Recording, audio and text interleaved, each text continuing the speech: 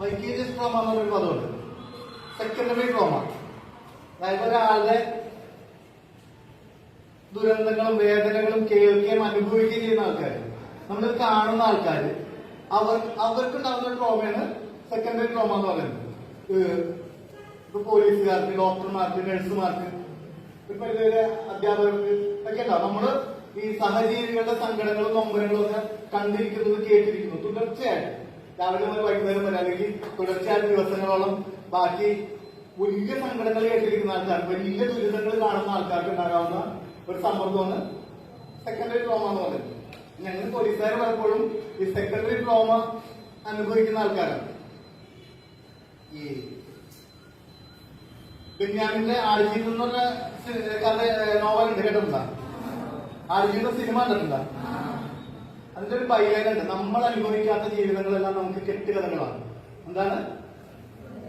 നമ്മൾ അനുഭവിക്കാത്ത ജീവിതങ്ങളെല്ലാം നമുക്ക് കെട്ടുകഥകളാണ്. സിനിമയുടെ ടൈറ്റിൽ കാർഡിൽ കാണിക്കുന്നത് പലപ്പോഴും പോലീസിന്റെ മുന്നിൽ വരുന്ന പല ജീവിതങ്ങളും കെട്ടുകഥകളെക്കാൾ അവിശ്വസനീയവും സങ്കടം നടക്കുന്നതായിരിക്കും. നമ്മുടെ അടുത്ത പ്രദേശത്ത് നിന്ന് സ്വന്തം സഹോദരനാൽ പ്രഗ്നന്റാക്കപ്പെട്ട ഒരു പെൺകുട്ടിയാണ്, 10ാം ക്ലാസ്സിൽ പഠിക്കുന്നത്. ഞങ്ങളുടെ പോലീസിന്റെ മുമ്പിൽ ഞാൻ കണ്ടത്. പോലീസ് സ്റ്റേഷനിൽ ഒരു അമ്മ കഴിഞ്ഞ മാസം പോലീസ് സ്റ്റേഷനിൽ ഒരു പരാതി ഉണ്ടെന്ന് പറഞ്ഞു. മകൻ തല്ലുന്നു പറഞ്ഞു. മകൻ തല്ലുന്നു പറഞ്ഞ സ്റ്റേറ്റ്മെന്റിൽ നിന്ന് പോലീസുകാര് സംസാരിച്ചു കഴിഞ്ഞപ്പോ ഈ അമ്മയുടെ പെരുമാറ്റത്തിലും അവരുടെ മുഖത്തും ഒക്കെ വലിയൊരു വ്യത്യാസം, വലിയ എന്തോ പ്രശ്നങ്ങൾ കണ്ടിട്ട് പോലീസ് സ്റ്റേറ്റ്മെന്റ് എടുക്കാതെ ആദ്യം ഒരു സൈക്കാട്രിസ്റ്റിനെ കാണാൻ വേണ്ടി പറഞ്ഞിട്ടുണ്ട്. സൈക്കാട്രിസ്റ്റിനെ കണ്ട് സംസാരിച്ച് സൈക്കാട്രിസ്റ്റിന്റെ അടുത്താണ് ഈ അമ്മ തുറന്നു പറയുന്നത്. 51 വയസ്സായ അമ്മ, 28 വയസ്സുള്ള മകൻ ബ്രേക്ക് ചെയ്തിട്ട് 2-3 വട്ടം ഫിസിക്കലി നമ്മള് തല്ലേ പിടിക്കുകയല്ല ചെയ്തത്, ബ്രേക്ക് ചെയ്തിട്ട്. അപ്പൊ ഞങ്ങള് ഈ സ്ട്രെസ് മാനേജ്മെന്റിന്റെ ക്ലാസ്സിലൊക്കെ പോയിട്ട് ഡോക്ടർമാരെ ഞങ്ങളോട് പറയാ, സ്ട്രെസ് സംസാരം എന്നൊക്കെ പറയുമ്പോൾ ഡോക്ടർമാരെ ഞങ്ങളോട് പറയാം യൂണിഫോം അഴിച്ചിടണം. വൈകുന്നേരം വീട്ടിൽ ചെന്നാൽ എന്ത് ചെയ്യണം? യൂണിഫോം അഴിച്ചിടണം. ശരീരത്തിന് മാത്രമല്ല മനസ്സിന് അഴിച്ചിടണം എന്ന് പറയും. നമുക്ക് പലപ്പോഴും ഇത്തരത്തിലുള്ള പൊള്ളലുകൾ കേട്ടിട്ടാലും കണ്ടിട്ടാ വൈകുന്നേരം യൂണിഫോം അഴിച്ചിട്ടാലും മനസ്സിൽ നിന്ന് പൊള്ളലുകൾ പോലും.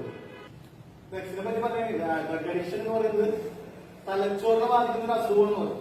ഞാൻ ആദ്യം തന്നെ പറഞ്ഞില്ല, അത്രയും ബ്രൂട്ടലായിട്ടുള്ള കാര്യങ്ങൾ, കൊലപാതകങ്ങൾ, റേപ്പുകൾ, മറ്റു സ്ത്രീകൾക്കെതിരെയുള്ള ആക്രമണങ്ങൾ, കൊലപാതക ശ്രമങ്ങൾ, വണ്ടി അപകടത്തോട് ആക്സിഡന്റുകൾ, ആത്മഹത്യകൾ, ഇതിന്റെയൊക്കെ എല്ലാത്തിന്റെയൊക്കെ അവസാനത്തിലേക്ക് അല്ലെങ്കിൽ മാനസികം എത്തിക്കുക എന്ന് പറയുന്നത് ഈ ആദ്യത്തെ ദിവസം നമ്മുടെ ഫ്രണ്ട് അല്ലെങ്കിൽ നമ്മുടെ ബന്ധു നമ്മളെ വിളിക്കുമ്പോൾ നമ്മൾ നോ പറയാൻ മടിച്ചു നിന്നതാണ്, അല്ലെങ്കിൽ നോ പറയേണ്ട ആവശ്യമില്ലാന്ന് കരുതുന്ന ഒരു കാര്യമാണ്. നമ്മുടെ ചിന്ത, അറിവ്, പഠനം, ബുദ്ധി അല്ലെങ്കിൽ മൂവ്മെന്റ്സ്, എല്ലാ സാധനങ്ങളും എവിടെ നിന്നാണ് ഓപ്പറേറ്റ് ചെയ്യപ്പെടുന്നത്? നമ്മുടെ കമാൻഡ് കൺട്രോൾ എന്ന് പറയുന്നത് ബ്രെയിൻ തന്നെയാണ്. മയക്കുമരുന്നുകള് ഒരു പരിധി വരെയല്ല 100% വേണമെങ്കിൽ എന്ന് പറയാവുന്ന വിധത്തിൽ ബാധിക്കുക നമ്മുടെ തലച്ചോറിനെയാണ്. ഈ ന്യൂറോണുകളുടെ പ്രവർത്തനം കേട്ടിട്ടില്ലേ? നമ്മുടെ കണ്ണില് വരുന്ന കാഴ്ച റെറ്റിനയിൽ വച്ചിട്ട് ആ റെറ്റിനയിൽ നിന്ന് സെൻസറി ന്യൂറോണുകൾ പാസ് ചെയ്ത് ഒരു ന്യൂറോണിൽ അടുത്ത ന്യൂറോണിൽ കണക്ട് ചെയ്തിട്ടാണ് നമ്മുടെ ബ്രെയിനിലേക്ക് എത്തിക്കുന്നത്. ഈ ന്യൂറോണുകൾക്ക് ഇടയിൽ രണ്ട് ന്യൂറോണുകൾക്ക് ഇടയിൽ എന്താണ്? സിനാപ്സ് പഠിച്ചിട്ടില്ല? ഈ ന്യൂറോണുകൾ തമ്മിൽ മെസ്സേജ് പാസ് ചെയ്യുന്നത്. ഒരു ന്യൂറോൺ ഇപ്പോ നേരെ തലച്ചോറിലേക്ക് ഒരു ഹോട്ട്ലൈൻ പഠിച്ചൊക്കെയല്ല. ഞാനിപ്പോ ഇയാളെ കണ്ടു എന്നുള്ളത് കണ്ടിട്ട് ആ ഭാഗത്ത് ന്യൂറോൺ അടുത്ത ന്യൂറോണോട് പറയണേന്ന്, പിന്നെ അടുത്ത ന്യൂറോണോട് പറയും. അങ്ങനെ പറഞ്ഞു പോയിട്ടാണ് ബ്രെയിനിൽ എത്തിക്കുന്നത്. ബ്രെയിനിൽ നിന്ന് ഇപ്പുറത്തെ സൈഡിൽ കൂടെ ഈ കണ്ട കാഴ്ച എന്താണെന്ന് ആ ബ്രെയിനിന്റെ തീരുമാനം ഇന്നത് ചെയ്യാൻ പറഞ്ഞിട്ട് ഇപ്പുറത്തെ സൈഡിൽ കൂടെ അടുത്ത ആളോട് പറഞ്ഞു വന്ന് വരുന്നതാണ്. ഇത് തമ്മിൽ കോൺവെർസേഷൻ നടക്കുന്നത് ന്യൂറോ ട്രാൻസ്മിറ്റർ. അതറിയാൻ പാടാണ് ഞാൻ വിഷമിച്ചു വരുന്നത്. ഇതാണ് മറ്റേ സയൻസ് എക്സ്പെർട്ട്. ഇത് പറയുന്ന ആളല്ല ഞാൻ, എങ്കിൽ കൂടി ന്യൂറോ ട്രാൻസ്മിറ്റർ ആയിട്ട് മിമിക് ചെയ്യും. നമ്മളോട് വന്ന് പറയാ, ഇപ്പൊ എന്റെ അച്ഛനായിരിക്കും മുമ്പിൽ വന്നിരിക്കാം, അല്ലെങ്കിൽ അമ്മ മുമ്പിൽ വന്നിരിക്കുകയാണ്.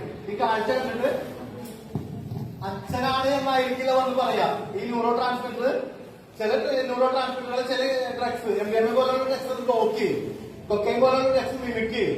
അപ്പൊ വന്നിട്ട് ഈ മെസ്സേജ് ബ്രെയിനിലേക്ക് പാസ് ചെയ്യുന്നത് ബ്ലോക്ക് ചെയ്ത് കളയും. കൊക്കൈൻ പോലുള്ള ഡ്രഗ്സ് കഴിച്ചു കഴിഞ്ഞാല് വന്ന് പറയണത് അച്ഛനല്ല ശത്രുവാണെന്നായിരിക്കും വന്ന് പറയാം. സാധനം എടുക്കുമെന്ന് പറയാം നമ്മുടെ ബ്രെയിനിലേക്ക്. ഡ്രഗ്സ് ഉപയോഗിച്ച് അഡിക്റ്റ് ആയി കഴിയുമ്പോൾ ഇത്തരത്തില് ബ്രെയിൻ ഡിസോർഡറുകളാണ് ഏറ്റവും അധികം സംഭവിക്കുക. ബ്രെയിൻ ഡിസോർഡറുകൾ സംഭവിച്ചാൽ എന്താ പറയാൻ പറ്റുക? നമ്മളിപ്പോ ഒരു ഐസഡയിൽ ചവിട്ടി നിൽക്കുന്നു, കാല് സാധാരണഗതിയിൽ ഐസഡയിലാണ് ചവിട്ടിയിരിക്കണെന്നുള്ള മെസ്സേജ് നമ്മുടെ തലയിൽ വന്ന് തലച്ചോറിൽ വന്നു, തലച്ചോറ് മെസ്സേജ് കൊടുക്കും ഐസഡയിലാണ് കാല് വെച്ചേക്കുന്നത്, കാല് വേഗം മാറ്റാൻ പറയും. എന്നാൽ ഡ്രഗ്സ് ഉപയോഗിക്കുന്ന ഒരാളാണെങ്കിൽ നേരെ നമ്മൾ ഐസഡയിൽ കാല് വെച്ച് വെച്ച് കഴിഞ്ഞാൽ ബ്രെയിനിലേക്ക് ഒന്ന് മെസ്സേജ് കൊടുക്കുക, അല്ല സോറി ഐസഡയിൽ തീയിൽ ചവിട്ടിയിരിക്കുകയാണെങ്കിൽ ബ്രെയിനിലേക്ക് മെസ്സേജ് കൊടുക്കും, തീയിലാണ് ചവിട്ടിക്കുന്നത് കാല് മാറ്റാൻ പറയും. ഡ്രഗ്സ് ഉപയോഗിക്കുന്ന ഒരാളാണെങ്കിൽ തീയിൽ ചവിട്ടിക്കുമ്പോൾ നമ്മുടെ ബ്രെയിനിലേക്ക് വരുന്ന മെസ്സേജ് എന്തായിരിക്കും? തീയല്ല, ഇത് തണുപ്പാണ്, അവിടെ തന്നെ ചവിട്ടി വെച്ച് നിന്നോളാൻ പറയും. ഇതേ സെയിം സംഭവമാണ്. സ്വന്തം അമ്മ മുമ്പിൽ വന്നിരിക്കുമ്പോഴും ഡ്രഗ്സ് ഉപയോഗിക്കുന്ന ഒരാളാണെങ്കിൽ വന്ന് മെസ്സേജ് കൊടുക്കുക, ഇത് അമ്മയാണെന്നുള്ള മെസ്സേജ് ആയിരിക്കില്ല കൊടുക്കുക. അല്ലെങ്കിൽ അച്ഛന് മുമ്പിൽ വന്നിരിക്കുന്ന അച്ഛനെ കുത്തിക്കൊല്ലുന്ന മക്കൾ, അച്ഛനെ കുത്തിക്കൊല്ലാനായിട്ട് മുമ്പിൽ വന്നിരിക്കുന്നത് ശത്രുവാണെന്നും അവനെ കുത്തിക്കൊല്ലണമെന്നും ഉള്ള മെസ്സേജാണ് ഈ ഡ്രഗ്സിന് അഡിക്റ്റ് ആയിട്ടുള്ള ആൾക്ക് പാസ് ചെയ്യാം, അയാൾക്ക് കിട്ടുക.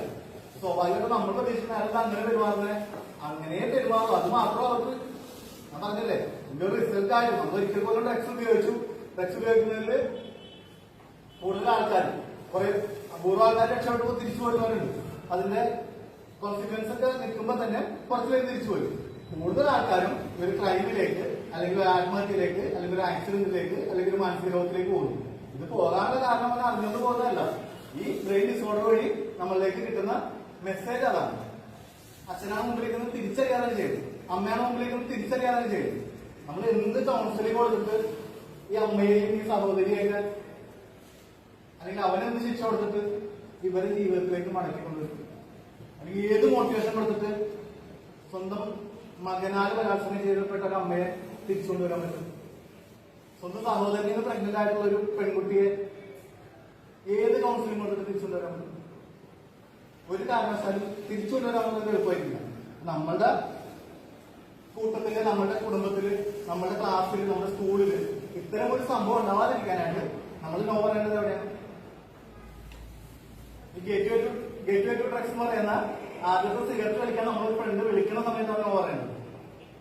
അത് വേണ്ട എന്ന് തീരുമാനിക്കുന്നത് നിങ്ങളുടെ ഈ പ്രായം മുതൽ ഒരു 21-22 വയസ്സ് വരെയാണ്. നമ്മൾ നോ പറയേണ്ടത് ഈ പ്രായത്തിലാണ്. ഒരാൾ സിഗരറ്റ് വലിച്ചാൽ അവിടെ നോ. മദ്യപിക്കാൻ ബിയർ ആകട്ടെ അല്ലെങ്കിൽ അതിന്റെ അപ്പുറത്തേക്കാവട്ടെ ഒരു പ്രാവശ്യം ഒരു വെച്ചാൽ അവിടെ നോ. ആ നോ ഇപ്പൊ പറയാൻ സാധിക്കുന്നില്ലെങ്കിൽ തിരിച്ചു പോരാമെന്നത് വളരെ ബുദ്ധിമുട്ടായിരിക്കും.